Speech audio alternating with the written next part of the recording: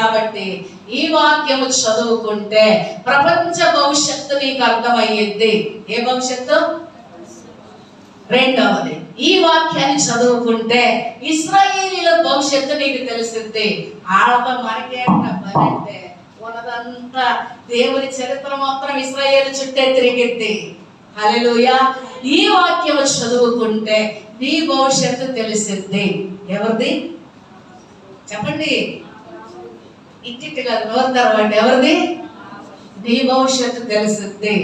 ఈ వాక్యాన్ని చదివితే ఎలాంటి శ్రమలు రాబోతున్నాయో తెలుస్తాయి. ఈ వాక్యాన్ని చదివితే 7 ఏళ్ల శ్రమలు 7 ఏళ్ల పెళ్లి విందు తెలిసింది. ఈ వాక్యాన్ని చదివితే 1000 ఏళ్ల పరిపాలన నీకు అర్థమయ్యింది. ఈ వాక్యాన్ని చదివితే పరలోకములో నిత్యత్వము నిత్య జీవము ఎలాగ నువ్వు అనుభవిస్తావో నీకు తెలిసింది. హల్లెలూయా. ఈ వాక్యాన్ని చదవకపోయినా, ఈ వాక్యాన్ని వినకపోయినా, ఈ వాక్యాన్ని ధ్యానించకపోయినా ఇస్తున్నాము ఆయన. చెప్పండి చెప్పండి. పుచ్చుకుంటున్నామా? వాయు. అమ్మ చెప్పిన వాక్యం, నేను విన్నాను వాక్యం, అయిపోయి. అట్లా కాదు. వాక్యాన్ని వినాలి, ధ్యానించాలి.